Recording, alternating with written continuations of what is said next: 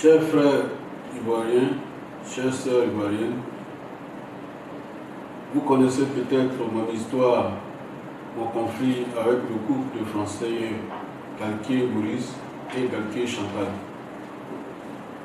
Je ne vais donc pas revenir sur la genèse de cette affaire, mais je vais simplement rappeler que, après m'avoir imposé 12 procédures judiciaires que j'ai toutes gagnées, aujourd'hui, c'est l'État lui-même qui, par l'intermédiaire de l'AGF, prend la relève.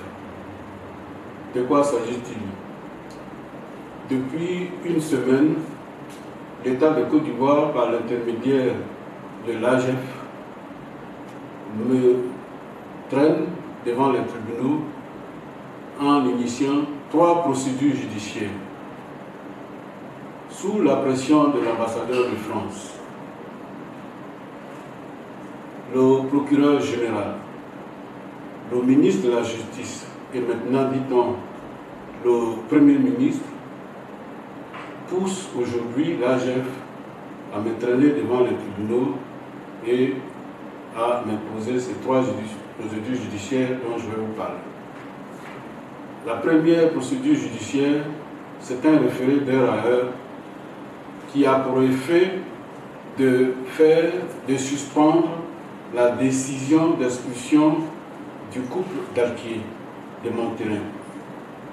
Vous savez que depuis que j'ai obtenu cette décision, je n'ai pas pu l'exécuter parce qu'on refuse de me donner des policiers pour accompagner mes huissiers.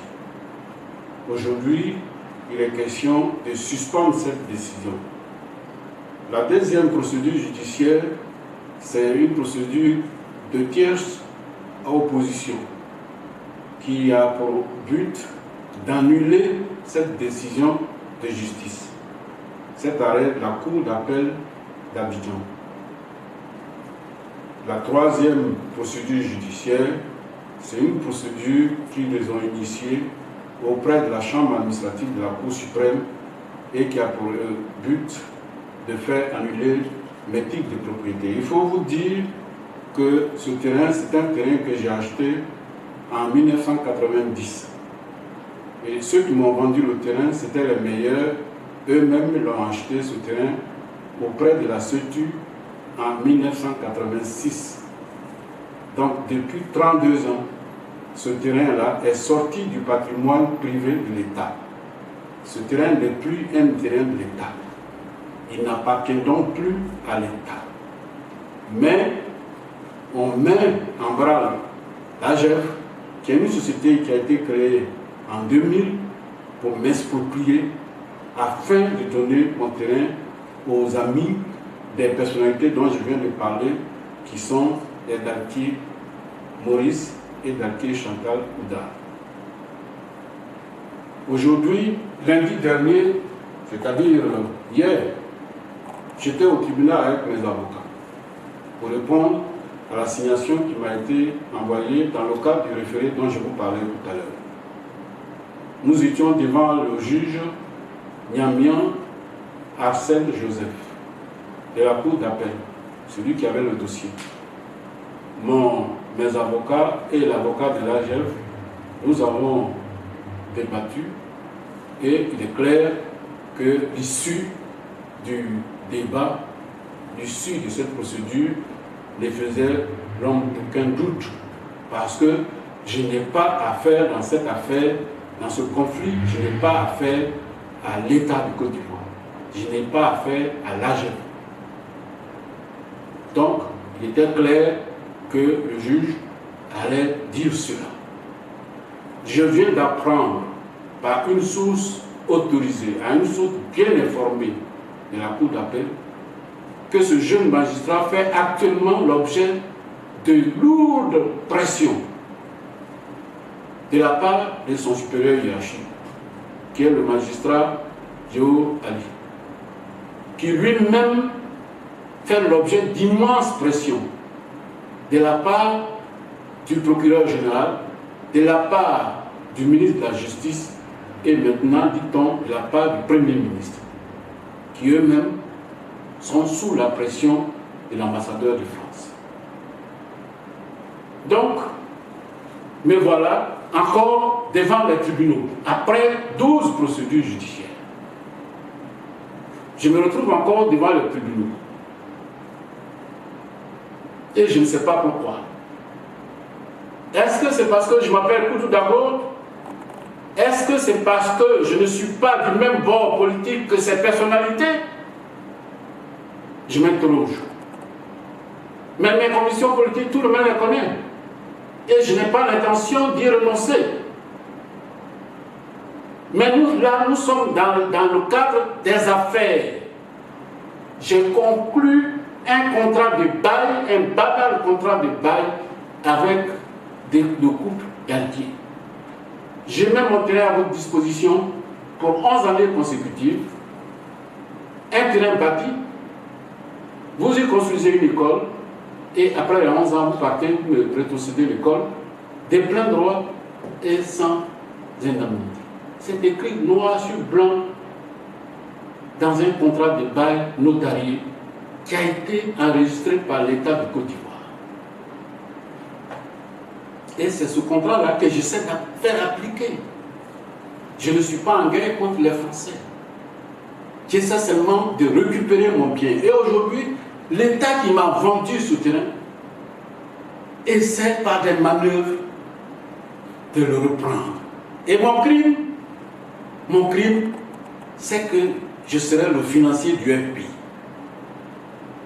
Ce grand mouvement que le président Laurent Gbagbo a créé. Est-ce que moi, tout d'abord, je peux être le financier du FPI?